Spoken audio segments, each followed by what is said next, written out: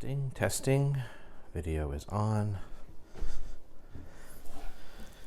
Good morning. Welcome to Fix It Tony. Today's project, I don't know how to describe it, but it's going to be a project that will be building a iPhone or a mobile phone holding bracket or an adjustable arm. I subscribed to Adam Savage's Tested, and he does a lot of self-videotaping right now. And I saw he used a sort of gooseneck flexible system for recording his videos. And it looked familiar. This particular apparatus that he had looked familiar. It reminded me of when I used to work in a tool and die shop, working my way through college. All of the milling machines had coolant systems and coolant lines that would shoot and fire coolant into the cutting blade. So it would sort of, coolant would come out of this, and these flexible hoses were not really a hose. These flexible plastic connectors withstood that pressure. They were designed to be waterproof and coolant and oil resistant. And I thought it was clever that he used it and adapted it for holding a video camera. So I'm going to do the same thing. So just based on what I saw in his video, I reverse engineered and we'll come up with a way to build it. And hopefully this video will help other people if they're curious. So the working end is a clamp. So it's a spring clamp, and I had one of these spring clamps. This one's metal. He had plastic, but this one's metal.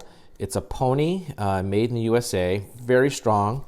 It has like a 2.25 inch grip, so any door, bench will be just fine. And but the neat thing is it already has a hole in the clamp, so that's going to be really helpful, as you'll see. So what I need to do is I need to affix. So this particular adapter has a hole in the bottom. It's designed, I suppose, to fix the base to something. I don't know, but I'm going to use it to attach my base to the clamp, and then from here, then everything will come, and then the clamp mechanism will work. So in order to do that, I need to get a bolt, and this is a 1/4 inch 20 bolt, very common, and then a flat washer, and it's going to basically go in the hole, and a 1/4 inch 20 fits beautifully, and then it's going to, I'm just going to insert it into the hole. But as I see here, this rubber cover extends partially below this line. So what I have to do is trace around and get an X-Acto knife and cut that around. The other end of the camera stage, I really like these particular phone holders. It's a JOBY, and you can go landscape or portrait, all depends, and it's adjustable to various sizes. I really like the positive hold and the positive grip it has. It also has this little extension arm that allows me to turn, swivel, and turn. Now on the bottom of the base is a 1/4 inch by 20 hole, threaded hole. So I have to somehow get this to sit on top of one of these nozzles. So this nozzle is usually used for the coolant outflow, but I'm going to use it for supporting the bracket. Now, one of the things that I have, because I do more filming and I have different tripods, is I have this spare parts bag of adapters. And I got these on Amazon, and various adapters. So what I want is to see which one of these. So this is my biggest adapter, and I like this one. So I'm not going to use the 3/4 inch hole. I'm going to use this maybe 5/8 inch diameter hole. And but this has a female end, and as you can see, my camera stand has a female end. So I have to get an adapter. So basically I'll be using this little adapter will be the male end sticking out, and just test it to make sure. Okay, so it doesn't go in all the way. That's interesting. So what I need to do, plus I had a thought about putting a washer. So I have this large washer, which will allow, so this is a pretty wide base, and this is pretty narrow, and you can see how it's only bearing on this diameter. But what I could do is I could add a base plate like this, and then when this mount goes on top, it has a very stable base. And if I want to unscrew it, I can still unscrew it. Yeah, let me show this. This is the angle. Okay, I can still unscrew it. So the question is, how do I get this and all this attached as well? That's where I'm going to have isocyanoacrylate. Is it? No, cyanoacrylate glue to be part of this project. So what I'm going to do is I'll get thread locker as well, and I'll put thread locker on this, and I'm going to tighten this up. That's good. Now the other question I have to myself is, see, this washer is a little bit big. It sits proud. Do I want to go with, I have this thicker black washer, which is just maybe 10 thou bigger, and it allows for me to still screw this in.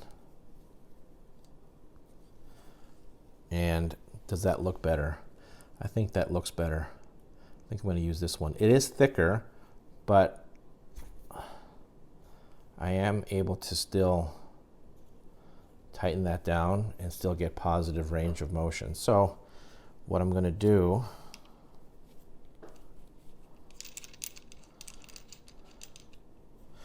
all right, so the plan is not to use these larger washers, so put them off to the side. Actually, what I'm going to do is, to make it easier for me to hold this level or even, I'm going to grab one of these. Okay. All right, so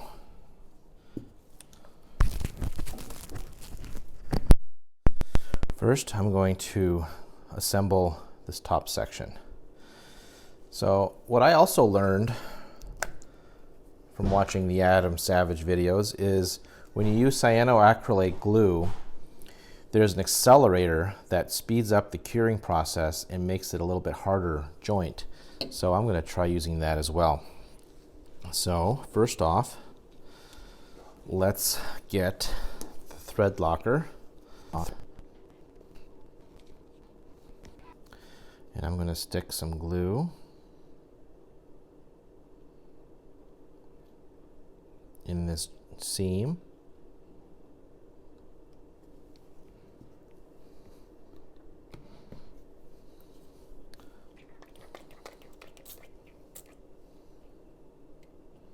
There. Okay. Next up,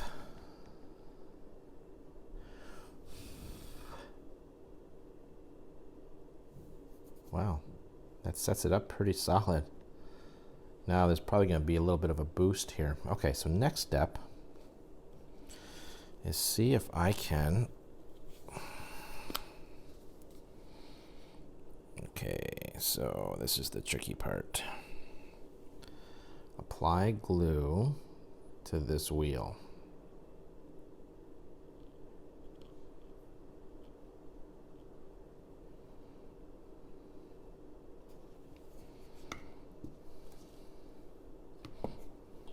drop this down to here.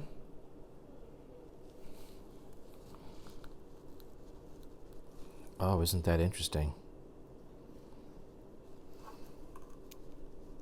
Ha! I buggered that up. The crazy glue became thicker and it's got stuck. Oh, well, darn it. Okay. Well, let's make some lemonade. Let's just add more glue to this seam.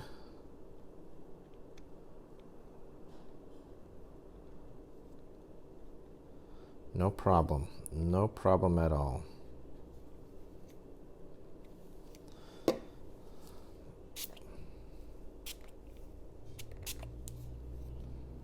Okay, so now I sprayed that.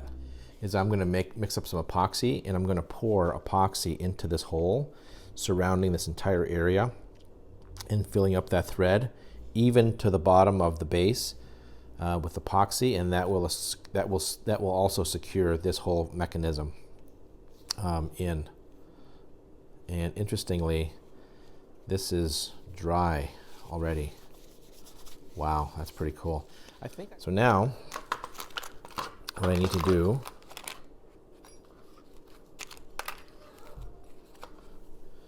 is mark and cut with an X-Acto.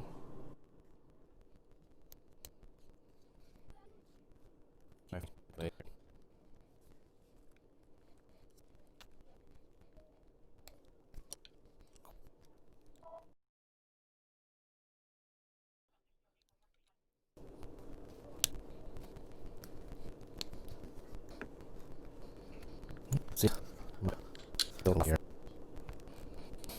Yeah, that accelerant still lingers. FYI. There. Good. So now I'm going to get this socket. This is a 7/16 socket for a 1/4 inch 20 bolt or nut. So thread locker.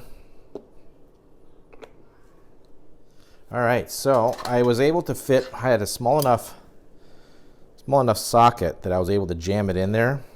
And now it's just a matter of there.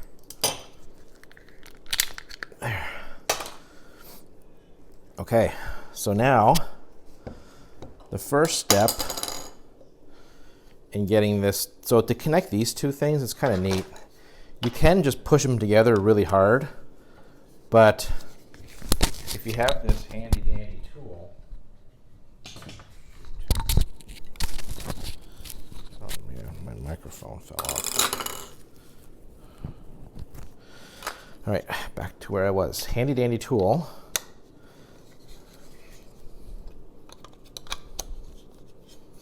That facilitates connecting these two together.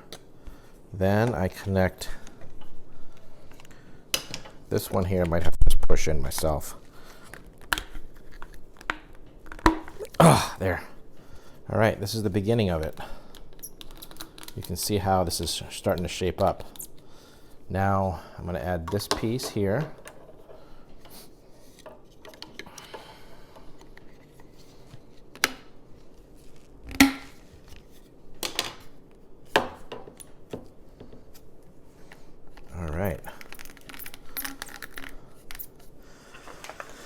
Now, how long to make this? That's a good question, because here you can kind of see it's going to attach to the countertop.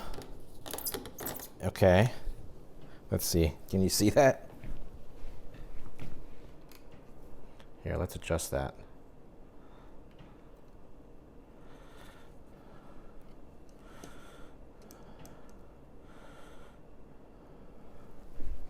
Yeah, so now that I have this attached to the edge of my countertop, you can sort of see how this works, right?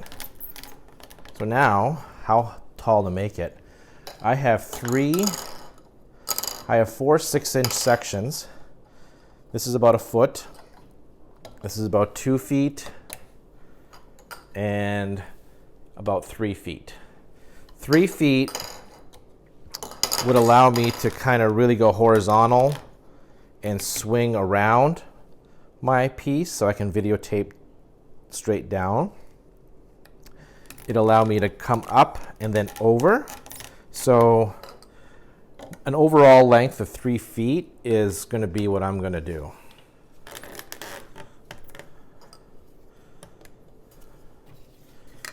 I hope you're catching this on film. There. Here we go. Now, next up is epoxy. So with epoxy, it's 1 pump of resin. I love this West System epoxy resin, and then just these not pre-measured, these calibrated pumps. It's just 1 pump and that's it. And then I use these epoxy sticks, and then you just mix your epoxy. So what I'm going to do is just pour the epoxy. It's going to ooze and cover all around in there. And I'm going to put it even to the top of this pin right here, because I don't want to fill it up all the way, because I need to get this attachment in here. And I still want this to have fine-tuned range of motion. I don't want to fix it by putting it in, by filling it too much. So we got to be careful about that. You don't want to fill it too much, is the take-home message. Okay, now you have about 7 to 10 minutes of work time, maybe 5 to 7 minutes of work time. So I'm not worrying that I'm going to be putting this aside while I crazy glue the washer onto the top.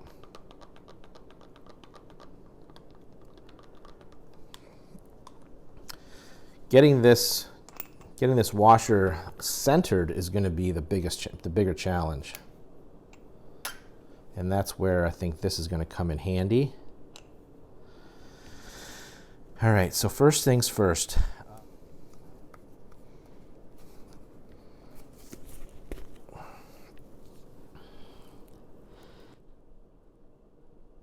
Okay. Put it over top.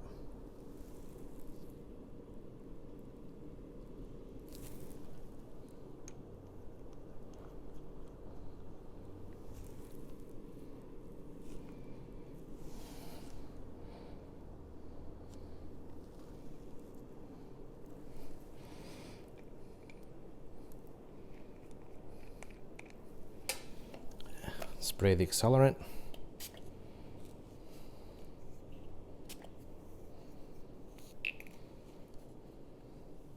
So what did that do? Well, I added a bead where the washer and this top thread meets.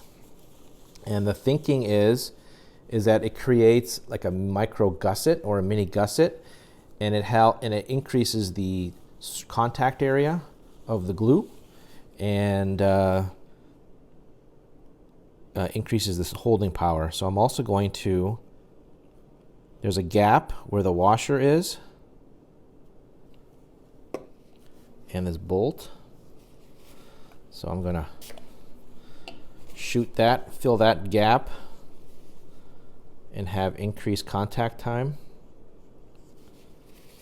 And this should create a super strong bond. I will attach this bolt. It's not all the way down, but just to give me a broader base to allow this to, and then I'm going to pour the epoxy. I don't know if this epoxy is going to degrade the crazy glue.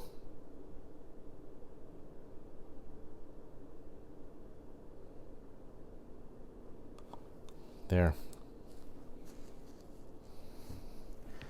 know if you can see that.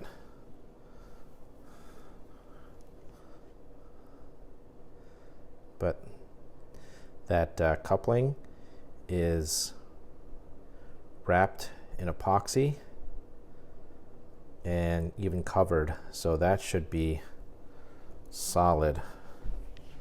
Now I have to let that sit. About 4 or 5 hours have passed and the epoxy is starting to harden. It's not 100% hard, but you can see how the coupling is embedded in epoxy. You can see that ring on the outside. So it's all set and it's ready for insertion here. I'll try and do this just with my hands. There. And we'll take this off. This is the coupling that I don't need anymore. All right, and here's my JOBY. The base, this bottom part here with the hole and the knurled grip spins, so I should be able to just spin that in, tighten it up, and this is the little pan and tilt arm that came with it. So there it is. There is my arm, my articulating arm. I can put it down high, I can put it up high. You can see how it articulates and it tends to hold its position. So I'm real happy with it. So I attached my phone to the armature and the camera is about 2 feet from the counter surface. Here's a screwdriver to perspective, and here is that coupling that I was using. This is about 12 inches in terms of scale, and this is a toothpick. So it's stable. What I might do is remove, it feels like it might be a little bit too long. I'll sort of play with it. I may remove 6 inches. Definitely not longer. If I make it a little shorter, I think I'll sacrifice total height, but I'll probably gain in horizontal stability. So right now the camera, the center of the camera is about a foot to the right or away from the point where the clamp is connected to the surface.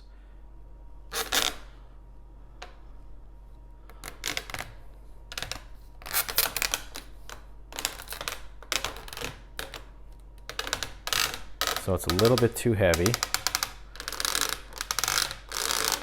The blue LOC-LINE seems to be the looser. So I might take off a few sections of blue LOC-LINE. But basically what I'm doing is I'm about 1 foot over and in line. So I am able to work and have more freedom of play. So I can find my sweet spot, so this particular perspective is about 3 feet vertical and about 4 inches to the right of the clamp. Okay, let's just see what happens. Okay, so I was playing with various configurations and I determined that, so I added six 6-inch sections, so that was 36 inches. And then the last orange tip plus the head was another 6 inches. So from the anchor point all the way to the top tip of the phone holder, I was nearly 40 inches long. That was probably too long and it was causing a little bit too top heaviness. So what I decided was I removed 2 sections. So I removed a 6-inch section and then another 2.5, so about 9 inches total Let me see here. Yeah, about 8 to 9 inches total I removed. And now it's much more stable. So from the center of the clamp to the center line of my camera, I'm about 12 to 13 inches to the left overhang, and I'm about 22 inches off the surface. That's not too bad. We'll see what happens. I can easily add a 2-inch section if I need to. Thank you for watching Fix It Tony in this episode where we built a mobile phone holder out of LOC-LINE and clamps. And I hope this will be inspiring for you guys. I'm definitely going to be using this in my future videos. So we'll see how it all turns out. Thank you. Please subscribe and like. Bye.